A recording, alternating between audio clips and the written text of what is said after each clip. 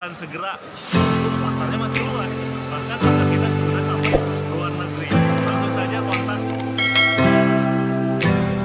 Tugas kita tetap sama. Apa? Sukses di bisnis ini. Kalau kita sukses di bisnis ini, yang menikmati kesuksesan itu diri kita sendiri.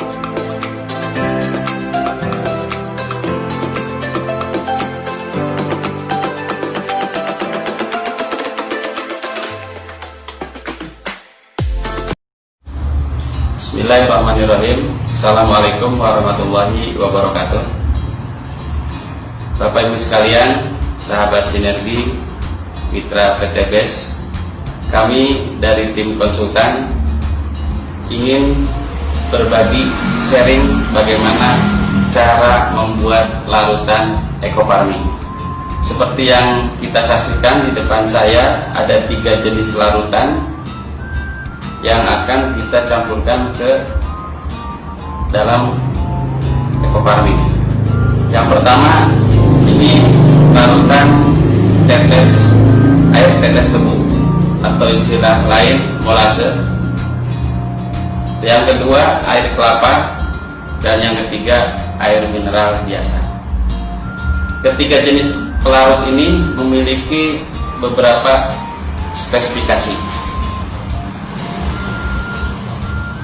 Air tetes tebu atau nama lain molase itu selain untuk menambah nutrisi dari mikrobiologi atau sebutnya bakteri positif yang ada di ekofarming, jadi Bapak Ibu sekalian tidak harus menambahkan molase, jadi cukup dengan. Dan yang berikutnya ini larutan kelapa. Larutan kelapa ini selain sebagai pelarut juga memiliki spesifikasi lain, yaitu bisa menambah daya maksimal daripada larutan biofarming karena di dalamnya banyak nutrisi atau mineral yang ada dalam kandungan dari kelapa itu sendiri. Dan yang ketiga itu air biasa.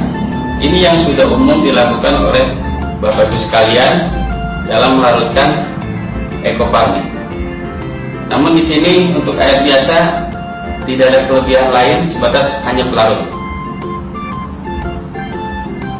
Kita perhatikan ini sambil contoh. Untuk ekofarming yang akan kita larutkan, ini bentuknya. Kita buka. Boleh berdiri nih. Nah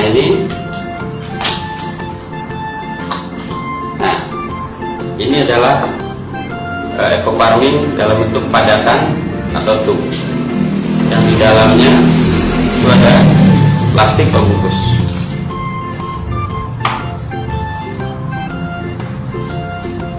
Ternyata di dalam tub ini juga dalam kemasan ada buku petunjuk untuk penggunaannya, baik kebutuhan jenis tanaman maupun dosis standar yang ada dalam brosur ini. Kita buka lagi.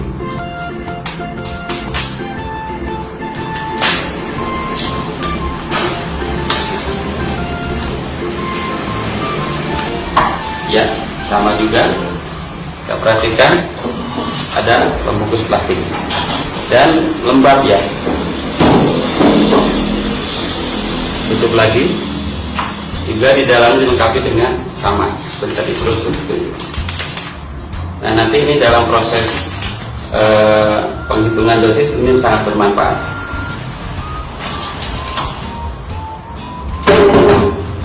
Mari kita langsung saja tata cara pembuatan larutan, mulai dari larutan tetes tebu ya.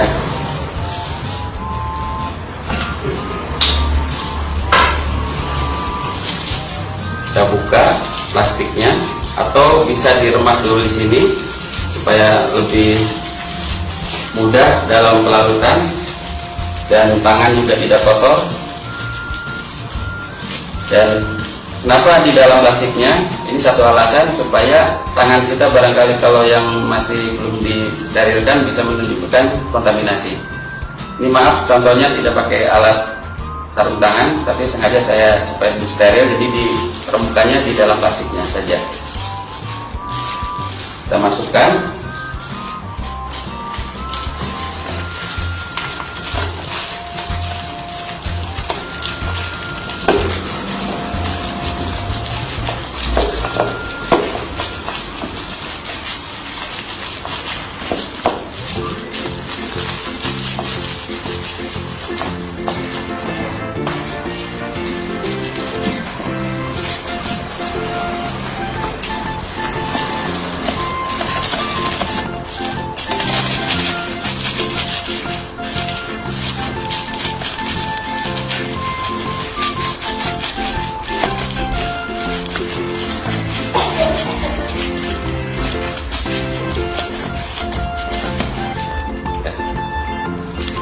Masih bisa sedikit. Bentar.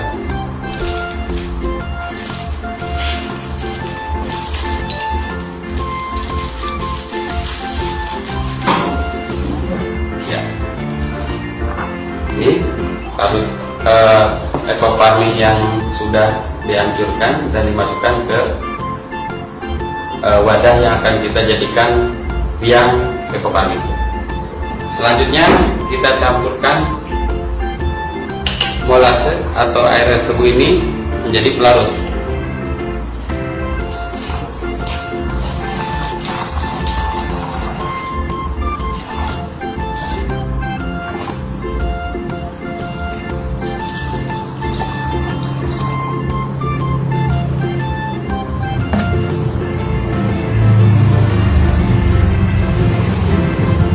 Perlu diketahui juga isi normalnya ini 600 ml, sementara saya asumsikan posisi di sini berarti sekitar setengah liter. Jadi kalau 2 itu ditambahkan 1 liter.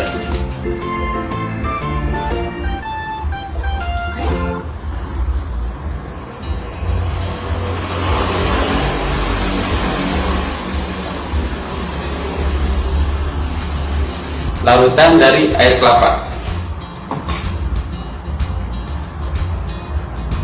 Masih ya posisinya seperti yang tadi dilakukan, karena tangan saya ini perlu diremas ataupun dihancurkan di dalam plastik supaya tidak terjadi kontaminasi. Nah, ini kelebihan dengan adanya tambahan plastik ini, minimal pada penghancuran tidak langsung kena tangan, sehingga tidak kemungkinan kecil untuk terjadi kontaminasi bakteri yang ada dalam tangan kita. Kita masukkan ke sini.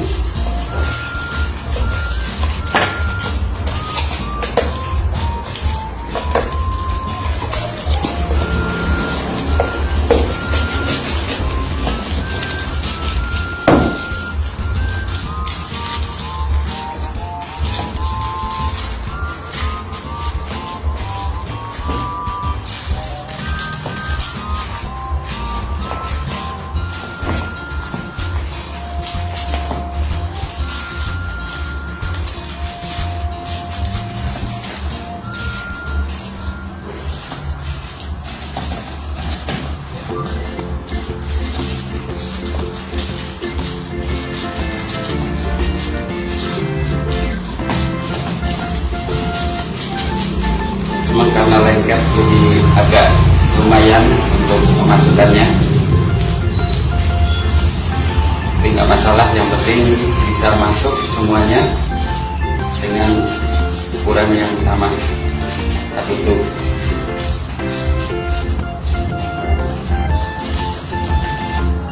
Oke, dan lebih hampir habis.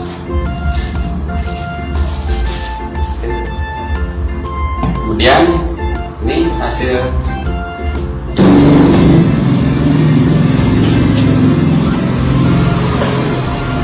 untuk botol kedua.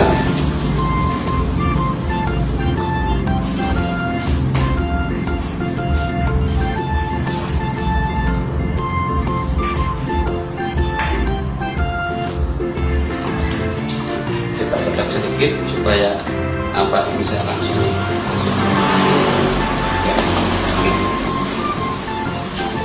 selesai untuk pembuatan larut yang larutan yang ekoparmin dengan bahan larut air kelapa, dan proses penutupan harus rapat juga, kemudian diaduk. Ini hasil yang sudah jadi yang ekoparmin dengan larut air kelapa. Kita lanjut berikutnya untuk larutan dengan air mineral atau air biasa. Air biasa kita hancurkan dulu supaya lebih memudahkan.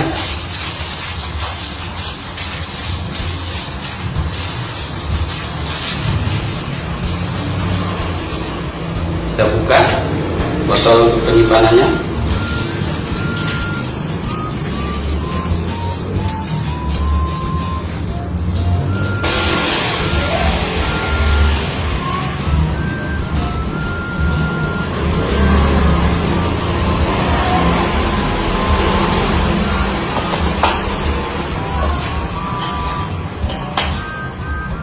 Botol kedua.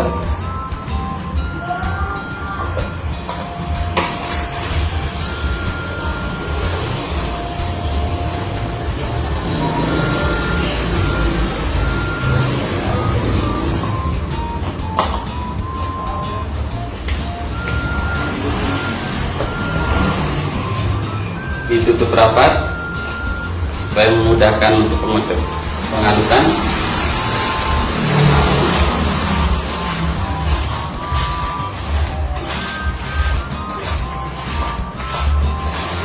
Inilah larutan yang sudah jadi dengan pelarut air mineral biasa.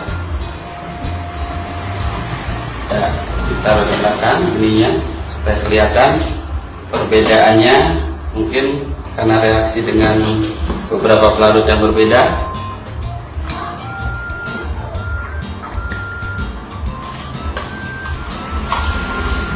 Nah, ini kita susun dulu supaya kelihatan lebih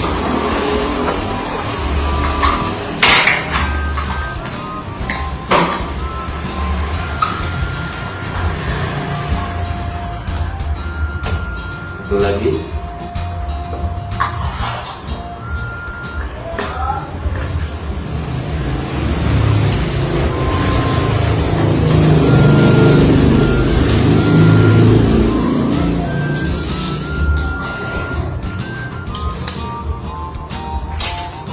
Inilah hasil dari pelarutan ekoparmin dengan 3 jenis pelarutan,